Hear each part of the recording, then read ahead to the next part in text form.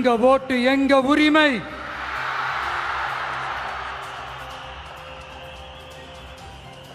எங்களை யாரும் விலைக்கு வாங்க முடியாது.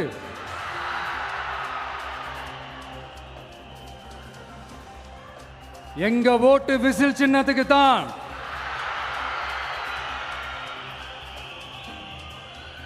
யாரையும் நம்பி ஏமாற மாட்டோம்.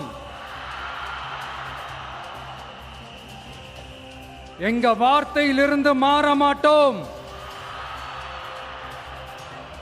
இது நிஜம். தேங்க்யூ.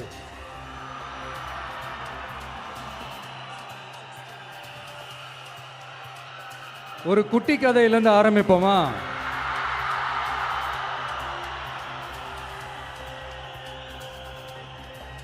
ஒரு பெரிய ஊரு, ஒரு 4 ரோடு ஜாயிண்ட் ஆகிற மாதிரி ஒரு ஜங்ஷன், ஒரு பிஸியான ஏரியா, ஆள் நடமாட்டம் அதிகமாக இருக்கக்கூடிய ஒரு ஏரியா. அங்கே சென்டரில் ஒரு முரட்டு ஜல்லிக்கட்டு காலை ஒன்று நின்றுட்டு இருக்கு. காலில் மண்ணை வீசிக்கிட்டு சீறிக்கிட்டு அப்படியே நின்றுட்டு இருக்குது. யாருமே பக்கத்தில் போக முடியல. அந்த இடம் ஒரு கேஷுவலாக மாறணும் அப்படின்னா அந்த காளையை அடக்கி அமைதி ஆக்கினா தான் மறுபடியும் ஒரு பேக் டு நார்மல் சுச்சுவேஷனுக்கு அந்த இடம் மாறும். அந்த ஊரில் இருக்கிற ஒரு சில பேருக்கு மட்டும்தான் அந்த காளை அடங்கும். அவங்க யாருமே அங்கே இல்லை. ஆனால் அந்த க்ரௌடில் இருந்த ஒரு சில பேர், ஆல்ரெடி அந்த காளையை அடக்கணங்களோட இருந்த ஒரு சில பேர், எங்களுக்கு இல்லாத அனுபவமா?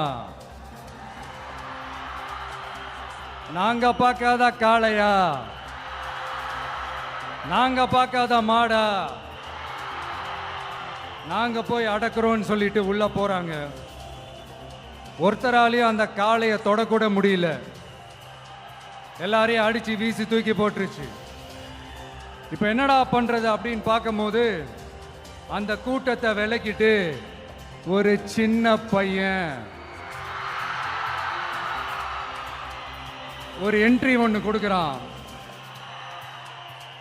உங்களுக்கு தான் தெரியும்ல, டேய் எங்களாலே முடியல, நீ எல்லாம் என்னத்தை போய் கிழிக்க போற? எங்களுக்கு அவ்வளோ அனுபவம் இருக்குது. நாங்களே அடிபட்டு ஓரமா படுத்து கிடக்கிறோம். இவன் விளையாட்டுத்தனமா ஏதோ பண்ணிட்டு கிடக்கிறான். பாவம், அந்த காலை கிட்ட போய் அடிபட்டு சாவ போறான். பச்சா பையன், அந்த பையன், இந்த பையன், அண்டர் எஸ்டிமேட் பண்றது, ஏளனமா பேசுறது, இப்படி ஒரு பக்கம். இன்னொரு பக்கம் பரிதாபப்பட்டு, ஐயோ பாவமே, இப்படி தனியா போய் மாட்டிக்கிட்டானே அந்த காலை கிட்ட, என்ன பண்ண போறானோ அப்படின்ட்டு ஒரு பக்கம் பரிதாபப்பட்டு பேசுறாங்க. அந்த சின்ன பையன் எதுவுமே காதலியே போட்டுக்காம 2 பாக்கெட்லையும் கையை விட்டுக்கிட்டு ஸ்டைலா கெத்தா தில்லா அப்படியே உள்ள போறான். ஒரு ஸ்டெப் எடுத்து வைக்கிறான், அந்த காலை அப்படியே சீறிக்கிட்டே நின்றுட்டு இருக்குது. இன்னொரு ஸ்டெப் எடுத்து வைக்கிறான், காலை அப்படியே சீறிக்கிட்டே முன்னாடி வருது. மக்கள் எல்லாரும் பதட்டத்தோட அப்படியே பார்த்துட்டு இருக்கிறாங்க. இன்னொரு ஸ்டெப் எடுத்து வைக்கிறான், காலை அப்படியே முட்டை வரும்போது பாக்கெட்டுக்குள்ள மறைச்சு வச்சிருந்த 2 புல்லுக்கட்டு அதை அந்த காலை கிட்ட காட்டுறான். காலை அப்படியே சடனா வந்து நின்று அது மூடெல்லாம் மாறி அந்த புல்லுக்கட்டை சாப்பிட ஆரம்பிச்சிருச்சு. அந்த சின்ன பையனும் அந்த காளையை அப்படியே தடவிக்கிட்டே வரான். காளையும் பக்கத்தில் ஒரு குழந்தை மாதிரி நடந்து வந்துக்கிட்டு வருது. பக்கத்தில் இருந்த ஒரு வயல்வெளியில் அந்த காளையை மேய விட்டுட்டு வரான். மக்கள் எல்லாரும் அந்த பையனை ஆச்சரியமாக பார்க்குறாங்க. அந்த அடிபட்டு கிடந்த அந்த அனுபவசாலிங்க தலையை தொங்க போட்டு நின்றுட்டு இருக்கிறாங்க. ஏன்னா பேசின பேச்சு அப்படி. வாய் இருக்குன்றதுக்காக நக்கலுமா நையாண்டியுமா நச நச நச நசன் ஒரே பேச்சு. என்ன பண்றது, தலையை குனிஞ்சு அப்படியே நின்றுட்டு இருக்கிறாங்க. அங்க ஒரு பெரியவர் வர்றார். வந்து அந்த பையன்கிட்ட கேட்கிறாரு, எப்படிப்பா இப்படி ஒரு முரட்டு காலை சீறிட்டு நின்றுட்டு இருந்தது, எப்படி அந்த காளையை அடக்கின அப்படின்னு கேட்டதுக்கு அந்த பையன் சொல்றான், ஐயா எனக்கு அந்த காளையை பார்த்தா கோபமா இருந்த மாதிரிலாம் எனக்கு தெரியல, அந்த காலை பசியோடு இருந்த மாதிரி இருந்தது. அதனால தான் அந்த புல்லுக்கட்டை காமிச்சவனை ஓகே நமக்கு தேவையானது கிடச்சிருச்சு அப்படின்னோடனே அந்த புல்லுக்கட்டை சாப்பிட்டுட்டு நம்மளோட அப்படியே ஜாலியாக வாக்கிங் வந்துருச்சு அப்படின்னு சொன்னான். இதை கேட்ட அந்த பெரியவர் சொன்னாரா, இந்த சின்னவங்க பெரியவங்க அனுபவம் இருக்கிறவங்க அனுபவம் இல்லாதவங்க இதெல்லாம் விஷயமே கிடையாது. யாரா இருந்தாலும் அந்த சூழலுக்கு ஏற்ற மாதிரி அந்த சிச்சுவேஷனுக்கு தகுந்த மாதிரி என்ன பண்ணி அந்த ப்ராப்ளமை சால்வ் பண்றான், ஏது பண்ணி அந்த ப்ராப்ளமை சால்வ் பண்றான், அதுதான் விஷயமே, அதுதான் மேட்ரு. ஸோ நீ சூப்பர்ப்பா, என்ன ப்ராப்ளம் வந்தாலும் நீ சால்வ் பண்ணிடுவ அப்படின்னு முதுகில் தட்டி கொடுத்துட்டு அந்த பெரியவர் போறார். இப்போ அந்த கதையில் அந்த முரட்டு ஜல்லிக்கட்டு காலை தான் நம்ம தமிழ்நாட்டு அரசியல் களம். அந்த பெரியவர் தான் நம்ம தமிழக மக்கள். அந்த பாக்கெட்டுக்குள்ள ஸ்டைலா தில்லா கெத்தா ஒருத்தன் உள்ள வந்தான் பாருங்க, அவன்தான்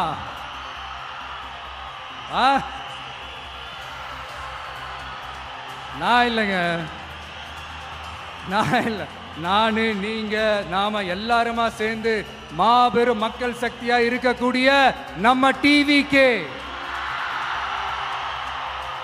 அதுதான் அந்த சின்ன பையன்.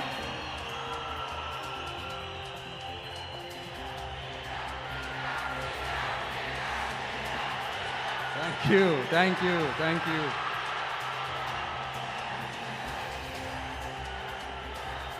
மக்களை நேசிக்கிற ஒரு நல்ல தலைமை இல்லாததுனால இத்தனை வருஷமா வேற வழி இல்லாம ஸ்டாலின் சார் கொடுத்த அந்த பொய்யான வாக்குறுதிகள் எல்லாத்தையும் நம்பி ஏமாந்த நம்ம மக்களுக்கு சரியான நேரத்தில் ஒரு வெகுஜன மக்கள் இயக்கமா வந்தது தான் நம்ம டிவிக்கு.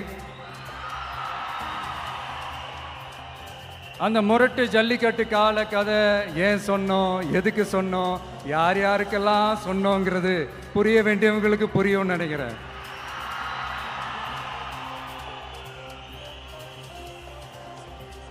இப்போ நாம ஒவ்வொரு வீட்டில் உயிரா உணர்வா இருக்கிறோம். ஆனால் நான் உங்க எல்லாரையும் நேரில் சந்திக்கணும், நீங்கள் இருக்கிற ஊருக்கே உங்களை சந்திக்கணும் அப்படின்றது தான் எனக்கு மனசில் இருக்கிற ஒரு பெரிய ஆசை. ஆனால் அந்த சிச்சுவேஷன் ஒரு எதிர்கட்சியாக இருந்து கேள்வி கேட்டுட்டு இருக்கிற இந்த நேரத்தில் நமக்கு எதிராக என்ன சூழ்ச்சிகள்லாம் நடக்குதுன்றது உங்கள் எல்லாருக்குமே நல்லா தெரியும். அதனால் இப்போ உங்களுக்கு ஒரு வாக்குறுதியை கொடுக்குறேன். நம்மளுடைய ஆட்சி அமைஞ்சதும் ஒவ்வொரு கிராமத்துக்கும் நான் நேரடியா வந்து என்னுடைய சொந்தங்களாகிய உங்க எல்லாரையும் நான் சந்திக்கிறேன்.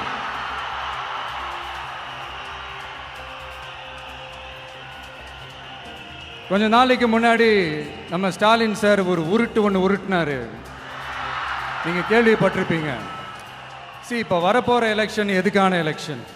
நம்ம சட்டமன்ற தமிழ்நாடு சட்டசபைக்கான ஒரு தேர்தல் இல்லையா? இதே தமிழ்நாட்டுக்கும் டெல்லிக்குமான ஒரு எலெக்ஷன் அப்படின்னு சொல்றாங்க. இன்னும் கொஞ்சம் மேலே போய் தமிழ்நாட்டுக்கும் என்டிஏவுக்குமான ஒரு எலெக்ஷன் அப்படின்னு சொல்றாங்க. என்ன சார், டெல்லியில் ஏதாவது நிற்க போறீங்களா? அப்புறம் ஏன் தமிழ்நாட்டுக்கும் டெல்லிக்குமான ஒரு எலெக்ஷன் சொல்றீங்க? அப்புறம் இது ஏதாவது பார்லிமெண்ட் எலெக்ஷனா? பிரதமர் பதவிக்கு ஏதாவது போட்டி போடுறீங்களா? அப்புறம் ஏன் அதை தமிழ்நாட்டுக்கும் என்டிஏவுக்குமான ஒரு எலெக்ஷன் சொல்றீங்க? எங்களுக்கு புரியலையே சார், இது என்ன லாஜிக்னு எங்களுக்கு புரியலையே. எந்த எலெக்ஷனை எப்படி டீல் பண்ணணும், எப்படி ஹேண்டில் பண்ணணுன்றது நம்ம தமிழ்நாட்டு மக்களுக்கு தெளிவாக தெரியும். நம்ம தமிழ்நாட்டு மக்கள் மாதிரி ஒரு தெளிவான மக்களை நீங்க பார்க்கவே முடியாது. சூப்பர் கிளாரிட்டியோட சூப்பர் மக்கள் சார் நம்ம மக்கள். இந்த போருக்கு போறதுக்கு முன்னாடி தான் இந்த படை பரிவாரங்களோட போவாங்கன்னு கேள்விப்பட்டிருக்கிறேன். ஆனா நீங்க என்னடானா இந்த ஒன்றுத்துக்கும் உதவாத இந்த பால் டப்பாவை உருட்டிக்கிட்டு இருக்கீங்களே சார். உண்மையிலே இந்த எலெக்ஷன் எதுக்கான எலெக்ஷன் சொல்லட்டுமா? தமிழ்நாட்டு மக்களுக்கும் ஊழலுக்கும் நடக்கிற போர், தமிழ்நாட்டு மக்களுக்கும் லஞ்சத்துக்கும் நடக்கிற போர், தமிழ்நாட்டு மக்களுக்கும் இந்த நிர்வாகத்தை சரியா செய்யாத இந்த திமுக அரசுக்கும் நடக்கிற போர், அதாவது தமிழ்நாட்டு மக்களுக்கும் உங்க ஆட்சிக்கும் நடக்கிற போர், தமிழ்நாட்டு மக்களுக்கும் ஸ்டாலின் சாருக்கும் நடக்கிற போர். இன்னும் சுருக்கமா சொல்லணும்னா, விஜய்க்கும் ஸ்டாலின் சாருக்கும் நடக்கிற போர்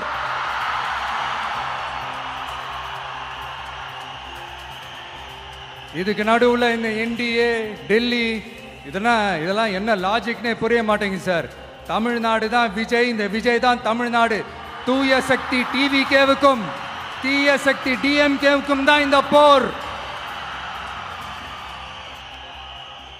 இப்படி உக்கிரமா இருக்கிற இந்த போர்ல மறுபடியும் ஒன்னுத்துக்கும் உதவாத இந்த பால் டப்பாவை உருட்டிக்கிட்டு இன்னொரு காமெடி வேற.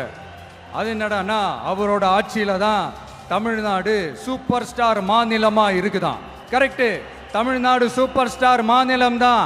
காமராஜர் அவர்கள் டைம்ல, அண்ணா அவர்கள் டைம்ல, எம்ஜிஆர் அவர்களோட ஆட்சியில.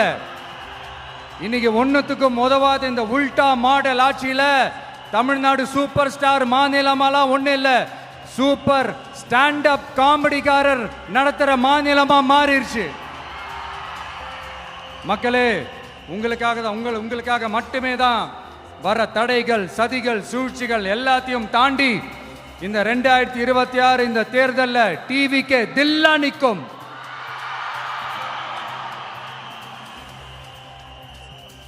இதுவரைக்கும் நடந்த எலெக்ஷன் வேற, இப்ப நடக்க போற எலெக்ஷன் வேற. ஒவ்வொரு 5 இயர்ஸுக்கும் நடக்கிற எலெக்ஷன் மாதிரி இதை நினைச்சிடாதீங்க. 50 வருஷத்துக்கு ஒரு வாட்டி நடக்க போற ஒரு எலெக்ஷன் மாதிரி இது. அதிசய எலெக்ஷன். ஒரு எலெக்ஷன்ல அவங்களோட எதிரிகளை தான் எதிர்ப்பாங்க, அப்படிதான் எதிர்ப்பாங்க, அதுதான் யதார்த்தமும் கூட. ஆனா இந்த எலெக்ஷன்ல தான் ஒட்டுமொத்தமா எல்லாருமா சேர்ந்து ஒருத்தனை எதிர்க்கிறாங்க. ஒட்டுமொத்தமா எல்லாருமா சேர்ந்து இந்த விஜயை எதிர்க்கிறாங்க. ஏன்னா இந்த விஜய் ஊழலை எதிர்க்கிறான், லஞ்சத்தை எதிர்க்கிறான், மக்களோட மக்களா நிக்கிறான். அந்த மக்கள் அவன் கூட நிக்கிறாங்க. அந்த காண்டு எப்படி, அந்த காண்டு தான் ஒட்டுமொத்தமா எல்லாருமா சேர்ந்து ஒருத்தனை எதிர்க்க காரணம்.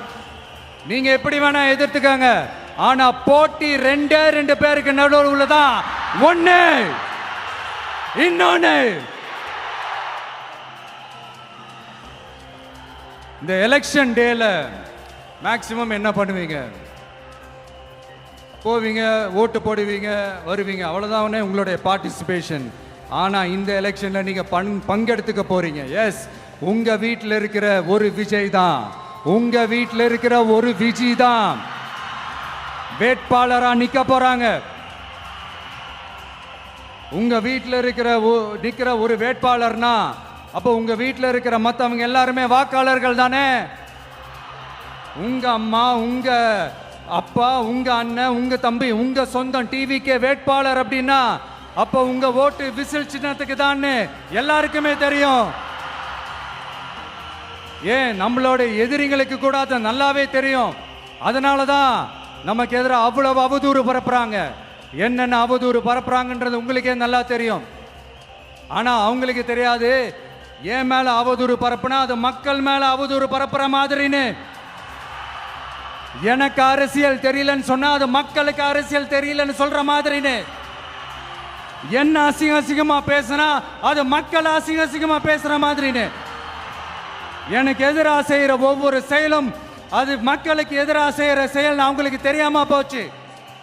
இந்த விஜயும் மக்களும் வேறு வேறு இல்லை. இந்த விஜயும் மக்களும் ரத்தமும் சதையும் மாறி, உடலும் உயிரும் மாறி, ஒன்னிலிருந்து ஒண்ண பிரிக்கவே முடியாது. எஸ், சென்சிட்டிவான சென்டிமெண்ட், அது சென்சிட்டிவான சென்டிமெண்ட்.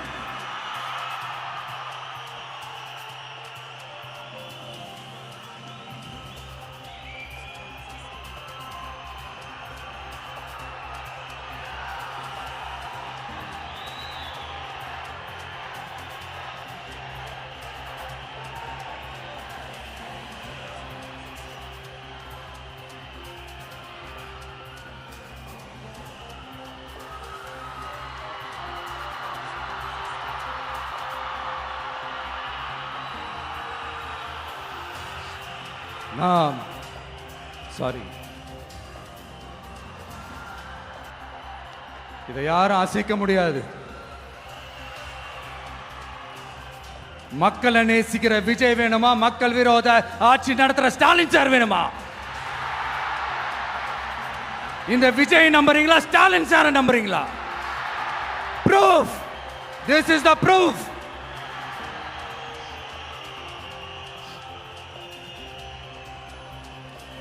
இந்த தீய சக்தி, ஊழல் சக்தி, இதெல்லாம் ஏன் சொல்றோம், எதுக்கு சொல்றோம், யாரை சொல்றோன்றதெல்லாம் மக்களுக்கு தெளிவாக தெரியும். அதே மாதிரி டிவிகேவுக்கு போட்டி டிஎம்கே தான்றதும் மக்களுக்கு தெளிவாக தெரியும். அப்படி இருக்கும்போது நாம் ஏதாவது பேசினா வாண்டடா சில பேர் வந்து வண்டியில் ஏறி உட்காந்துக்கிறாங்க. ஆமாம், வாண்டடா சில பேர் வண்டியில் ஏறி உட்காந்துக்கிட்டு குரல் கொடுக்குறாங்க. சீரியஸாக ஒரு போட்டி நடந்துக்கிட்டு இருக்கும் போது இங்கே காமெடிக்கெல்லாம் இடம் இல்லை பாஸ். இதெல்லாம் மக்களுக்கு தெளிவாக தெரியும். இந்த நேரத்தில் ஒரு சீரியஸ் கேள்வியை இன்னைக்கு இருக்கிற மிகப்பெரிய அரசியல்வாதிங்க கிட்ட கேட்கணும்னு நான் நினைக்கிறேன். நீங்க அரசியலுக்கு வர்றதுக்கு முன்னாடி உங்ககிட்ட இருந்த சொத்து எவ்வளோ? அரசியலுக்கு வந்ததுக்கு அப்புறம் இன்னைக்கு உங்ககிட்ட இருக்கிற சொத்து எவ்வளோ? அதை ஓப்பனா டிக்ளேர் பண்ண முடியுமா? அப்படி வந்த காசெல்லாம் என்னென்ன தொழில் செஞ்சு வந்துச்சு, என்ன வேலை செஞ்சு வந்துச்சு, உண்மையிலே நீங்க உழைச்சி சம்பாதிச்ச காசா, இல்ல ஆட்சி அதிகாரத்துக்கு வந்ததுக்கு அப்புறம் ஆட்டைய போட்ட காசா? இதெல்லாம் ஓப்பனா டிக்ளேர் பண்ண முடியுமா? இதெல்லாம் நம்ம கேட்டா எல்லா ஊழல்வாதிகளும் ஒன்னா சேர்ந்து நம்ம மேல சேத்தவாரி வீசுவாங்க. அதை பத்திலாம் நமக்கு கவலை இல்லை. ஏன்னா நாம யாருன்னு மக்களுக்கு நல்லாவே தெரியும்.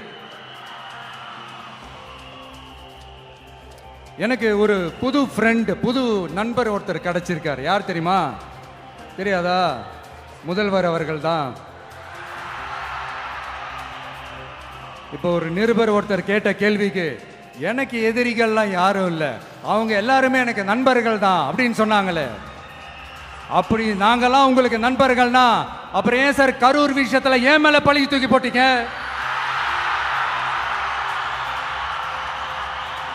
உங்களுக்கு மனசாட்சின்னு ஒண்ணு இருந்தா அப்படி பேசிருப்பீங்களா?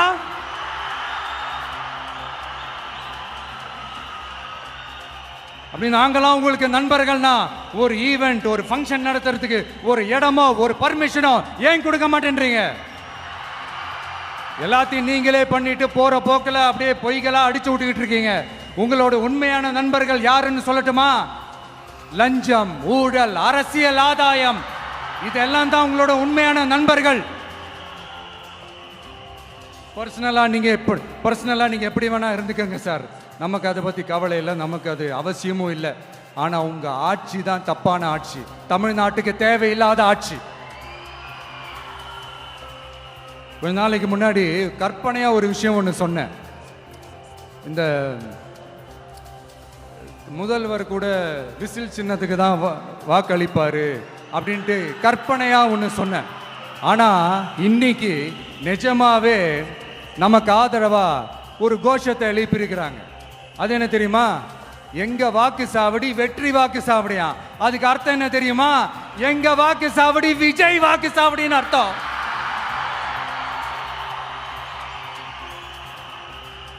அது சரி, மக்களோட இந்த ஆதரவை பார்த்துட்டு அவர் அறியாமலே எப்படி பேசிட்டாரு என்னமோ தெரியல. 50 வருஷம் எக்ஸ்பீரியன்ஸ் அரசியல்ல, உண்மை என்னன்னு ஒத்துக்கிட்டு தானே ஆகணும்.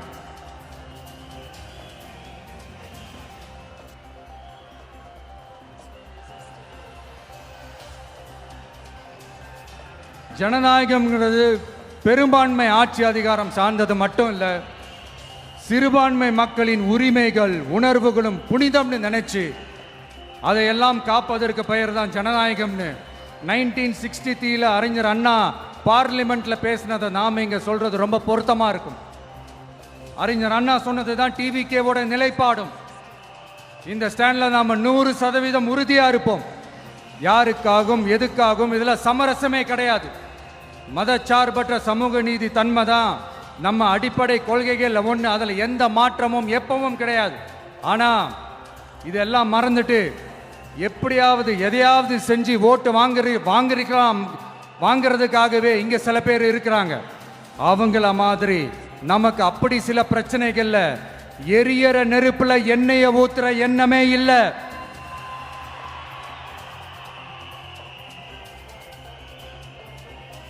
இங்க சில அரசியல் கட்சிகளும் சில அரசியல் தலைவர்களும் ஒரு சில நேரங்களில் அமைதியா இருந்தாலே போதும், ஒரு பிரச்சனையும் வராது.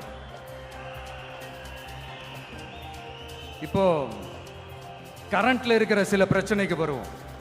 இந்த கரண்ட் பிரச்சனைக்கு வருவோம். மாசம் மாசம் கரண்ட் பில்லு கட்டுற மாதிரி மாத்துவோம்னு சொன்னீங்களே, செஞ்சீங்களா? நிறைய வீடுகள்ல 100 யூனிட் தான் அந்த கரண்ட் செலவாகுது ஒரு மாசத்துக்கு. மாசம் மாசம் நீங்க அந்த பில்லு கொடுத்தீங்கன்னா அவங்களுக்கு அது ஃப்ரீ ஆயிடும். அவங்க அந்த காசை கட்ட தேவையே இல்லை. ஆனா 2 மாசத்துக்கு ஒரு வாட்டி அந்த பில்லு கொடுத்தீங்கன்னா, இப்ப சப்போஸ் அது 200 யூனிட்டுக்கு மேல போச்சுன்னா அது அவங்களுக்கு ஒரு மிகப்பெரிய சுமை தானே. இது எந்த கணக்கில் எடுத்துக்கிறது? ஒரு மாதிரி ஒரு மாடர்ன் கரப்ஷன் அப்படின்னு எடுத்துக்கலாமா? அடுத்து பஸ் வசதி. நிறைய கிராமங்கள்ல பஸ் வசதி இல்லைன்னு சொன்னா இந்த ஒட்டுமொத்த திமுக அரசும் கத்திக்கிட்டு வந்துருவாங்க. நாங்க பஸ் விடாத கிராமங்களே இல்லை அப்படின்னு சொல்லுவாங்க. அப்படி அது உண்மை அப்படின்னா முதல்வர் அவர்கள் கிட்ட நம்ம தங்கச்சி ஒருத்தவங்க ஒரு கேள்வி கேட்டாங்களே, எங்க ஊருக்கு ஒரு மினி பஸ் ஆவது விடுங்க சார் அப்படின்னு கேட்டாங்களே, அது எந்த கணக்கில் எடுத்துக்கிறது? நிறைய மலை கிராமங்கள்ல பஸ் வசதி இல்லை, நிறைய மலை கிராமங்கள்ல ஹாஸ்பிட்டல் வசதி இல்லை. இது ரெண்டுமே எவ்வளவு முக்கியமான ஒரு விஷயங்கள். பஸ் வசதியும் ஹாஸ்பிட்டல் வசதியும் இல்லாததுனால வீட்டிலேயே பிரசவம் பார்க்கிற அந்த ஆபத்து இருக்குதுன்னு எவ்வளவு நியூஸ் பார்க்கிறோம். இதெல்லாம் எந்த கணக்கில் சேர்த்துக்கிறது? அடுத்து இது எல்லா மீட்டிங்லயும் பேசுறதுதான், பெண்களுக்கு பாதுகாப்பு நம்பர் 1 இருக்குது தமிழ்நாட்டில் அப்படின்னு சொல்றாங்க. அப்புறம் அது என்ன, வி சேஃப் மாடலா? பெண்கள் என்ன சொல்றாங்க தெரியுமா?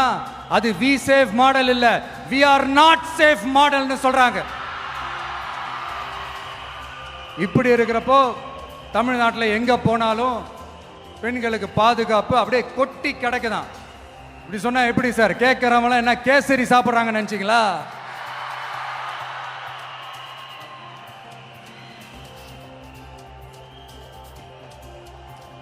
அடுத்து இந்த சட்டம் ஒழுங்கு, அது காணாம போய் ரொம்ப நாள் ஆச்சு. இவன் வேற, இந்த விஜய் வேற, எங்க போனாலும் இந்த மக்கள் கிட்ட இந்த சட்டம் ஒழுங்கை பத்தி பேசி ஞாபகப்படுத்திக்கிட்டே இருக்கான்னு முதல்வர் அவர்கள் அவங்க கூட இருக்கிறவங்க கிட்ட எல்லாம் சங்கடப்பட்டாராம். நாம் என்ன பண்றது? நாம தான் தமிழ்நாட்டோட விசில் ப்ளோயர் ஆச்சே. நாம் எப்படி சைலண்டா இருக்க முடியும்? நாமளும் கேள்வியா கேட்கிறோம், ஆனா பதிலெல்லாம் வந்த மாதிரியே தெரியல. இருந்தா தானே வர்றதுக்கு, வச்சுக்கிட்டா வஞ்சனை பண்றாரு. 5 வருஷமா பதிலே சொல்லாம அப்படியே கடந்து வந்துட்டாரு. ஆனா இனிமே அப்பெல்லாம் இருக்க முடியாது, பதில் சொல்லி ஆகணும். மக்களே, இந்த தீய சக்தி, இந்த அட்ராசிட்டிய ஒரு எண்டு கார்டு போடணும் அப்படின்னா அவங்கள சுவிட்ச் ஆஃப் பண்றது தான் ஒரே சொல்யூஷன். அதுக்கான ரிமோட் தான் வரப்போற எலெக்ஷன். அந்த ரிமோட்ல நீங்க அழுத்த வேண்டியது ஒரே ஒரு ஆப்ஷன், அதுதான் நம்ம விசில் சின்னத்தோட பட்டன். இத 4 விஷயத்தை நீங்க செஞ்சாலே போதும்.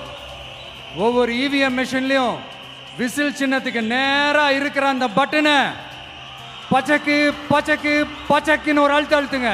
எப்படி? அவ்வளவுதான். நாம காஞ்சிபுரத்தில் பேசும்போது நம்மளுடைய விஷன் என்னன்னு சொன்னோம். இப்போ அதனுடைய கண்டினியூஷனா சில விஷயங்கள் இங்க நான் சொல்லணும்னு ஆசைப்படுறேன். இப்பவும் சொல்றேன், உறுதியா சொல்றேன், சத்தியமா சொல்றேன். பெண்கள், பெண் குழந்தைகள், ஆண் குழந்தைகள் பாதுகாப்பு நம்ம ஆட்சியில் நம்பர் 1 இருக்கும். சட்டம் ஒழுங்கு ரொம்ப ரொம்ப ஸ்ட்ரிக்டா இருக்கும். அரசு பள்ளிக்கூடங்களும் கல்லூரிகளும் முதல் தரமா இருக்கும். போட்டி தேர்வுகளுக்குன்னு லட்சங்களை கொட்டி தனி கோச்சிங் சென்டர் போய் படிக்க அவசியமே இருக்காது. ஏன்னா கவர்மெண்ட் ஸ்கூல், காலேஜ் சிலபஸே போட்டித் தேர்வுகளை ஈஸியா சந்திக்கிற வகையில் அந்த ஸ்டாண்டர்டுக்கு ஏத்த மாதிரி அமைக்கப்படும். உயர்நிலை பள்ளி பாடத்திட்டங்களிலேயே அடிப்படை அரசியல் சாசன சட்டம் சேர்க்கப்படும். மாநில மற்றும் ஒன்றிய அரசு அலுவலகங்கள், வங்கிகளின் செயல்பாடுகள் மற்றும் அவற்றை அணுகும் முறை குறித்து மாணவர்களுக்கு தெளிவான புரிதலை ஏற்படுத்தும் வகையில் தேர்வுகள் அற்ற செயல்முறை பாடமாக கற்பிக்கப்படும்.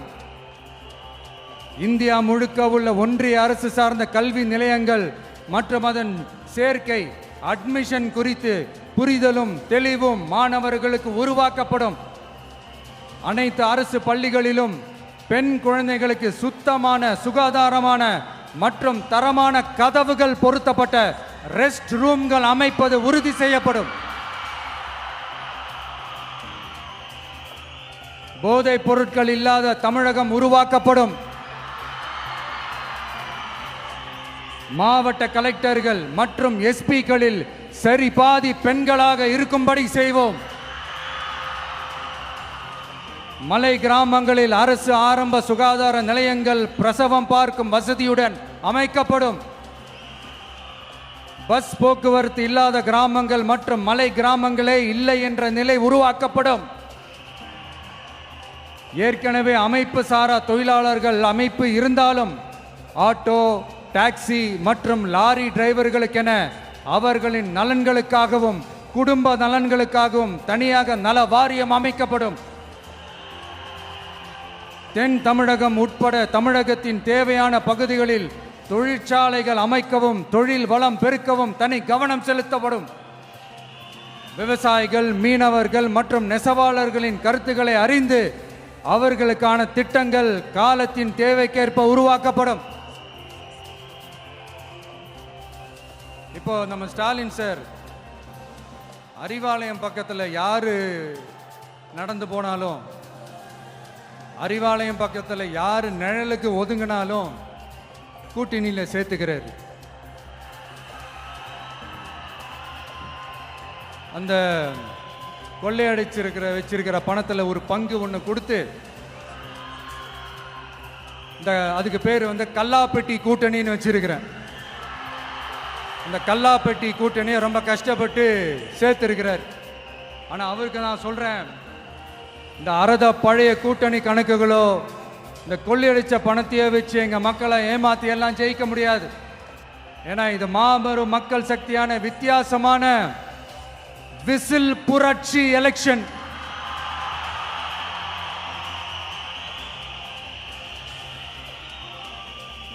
உங்களோட நான் இருக்கேன், நம்மளோட நம்ம மக்கள் இருக்கிறாங்க. இதுக்கு மேல என்ன வேணும்?